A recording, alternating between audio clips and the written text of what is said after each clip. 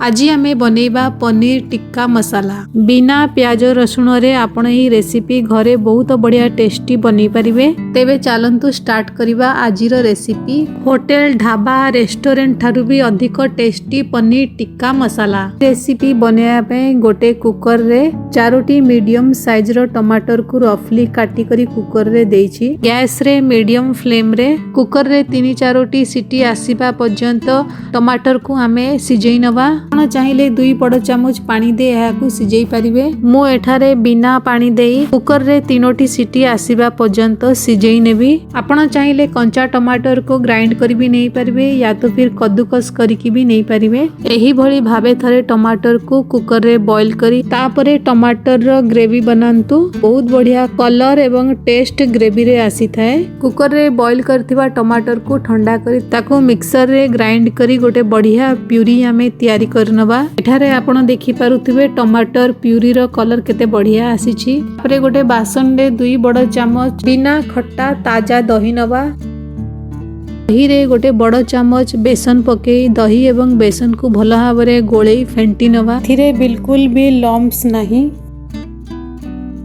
एबे एथिरे गोटे चामच कद्दूकस करी रखिथिबा अदा को पकेइबा। 1.5 चामच कश्मीरी लाली लंका गुंड पकेइबा। गोटे चामच धनिया गुंड पकेइबा।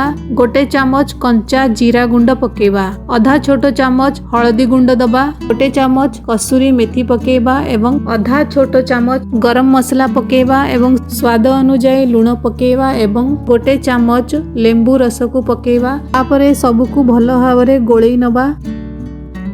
तापरे गोटे बड़ चामच सोरिष तेल को मिसेइबा। आपण चाहिले सोरिष तेल बदल रे रिफाइन तेल भी व्यवहार करि परिबे। एबे आमे दही मिसा एही मसाला घोल रे किछि वेजिटेबल्स मिक्स करिबा। जेहेतु आमे बिना प्याज रसुण रे एही रेसिपी बनौछे सेति पई मु एठारे अल्प किछि बंधा कोबी को एई भली भाबरे काटी करी नेछि। ता संग को अल्प किछि 3 रंगर शिमला लंका को एई भली काटी करी नेछि। तमे आमे एथिरे वेजिटेबल्स पके गोळेई नबा। तापरे 200 ग्राम पनीर को एई भली पीसेस रे काटी करी नेछि। सब को आमे हल्का हाथ रे गोळेई नबा। तापरे कवर करी आमे याकू फ्रिज रे आधा घंटा पई रखिबा। आधा घंटा परे फ्रिज रे मैरिनेट करी रखिथिबा सब वेजिटेबल्स पनीर को आमे बाहर करनबा। गैस ऑन करी गोटे कढ़ई किंबा पैन को आमे गरम करिबा। एथिरे गोटे चामच बटर एवं गोटे चामच तेल पकेइबा। आपण चाहिले केवल बटर भी यूज करि परिबे किंबा केवल तेल भी यूज करि परिबे एवं बटर एवं तेलर क्वांटिटी भी आपण निज हिसाब रे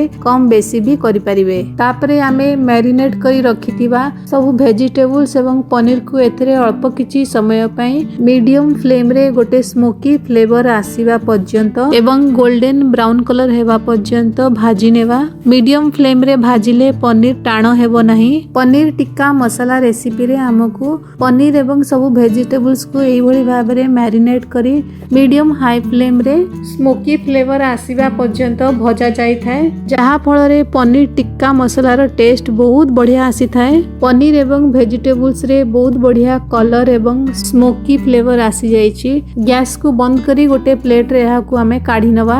एबे आमे गोटे कढ़ई किंबा पैन को गरम करिबा। एथिरे गोटे चामच तेल एवं गोटे चामच बटर को पकेइबा। गोटे छोटो चामच जीरा देई जीरा को भाजिबा। तापरे गोटे चामच कद्दूकस करी रखिथिबा अदा को एथिरे पकेई भाजी नेबा। 2टी कंचा लंका को छोट छोट काटी करी पकेइबा। आपण निज हिसाब रे रागर क्वांटिटी को भी कम बेसी करि परिबे। मु एठारे पियाज बदल रे आधा गिना बंधा कोबी को एई भली छोट छोट पतला पतला लंबा लंबा काटी करी पकेइछि। कारण आमे एही रेसिपी को बिना प्याज रसुण रे बनौछे। आपण थरे एही भली भाबरे बिना प्याज रसुण रे रेसिपी तैयारी करंतु। समस्तंकु बहुत पसंद आसीबो। कोबी रे अल्प किछि कलर आसीबा परे मु एठारे आधा गिना बॉइल्ड मक्का स्वीट कॉर्न को पकेइछि। स्वीट कॉर्न एवं बंधा कोबी को पकेइबा ऑप्शनल अटे किंतु एहार टेस्ट बहुत बढ़िया आसी थाए। तो किछि लूण पकेइबा सिजिबा पई। हल्का गोल्डन कलर आसीबा पर्यंत आमे मक्का एवं बंधा कोबी को भाजी नबा।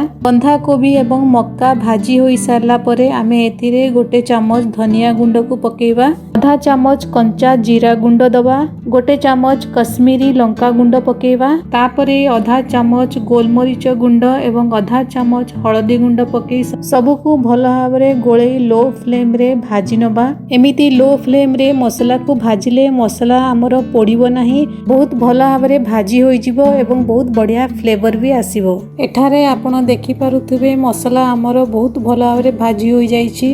जेउ टमाटर रो प्यूरी को हमें ग्राइंड करी रखिथिले ताकू एथिरे पकेइबा एवं लूण भी पकेइबा, सबको भल भाव मिसेई दबा। तापरे कवर करी सबु मसला एवं टमाटर ग्रेवी को हमें 10 मिनिट पर्यंत कसिबा। मझी मझी रे कवर को काढ़ी सबु मसला को गोले चेक करनवा। जेहेतु आमे आगुरु टमाटर एवं सबु मसला को भल भाव भाजी नैथिले सेतिपई एई रेसिपी बहुत जल्दी तैयारी होई जिवो। तापरे अल्प किछि गरम मसला एवं गोटे चामच कसूरी मेथी को पके सबको भल भाव मिसेई दवा। तापरे मु एठारे 1.5 कप गरम पानी को पकेइछि। आपनको ग्रेवी जेतिकी गाढ़ा दरकार सेई हिसाब रे गरम पानी को मिसेइबे। गोटे बड़ चामच सर को फेंटी करी पकेइछि।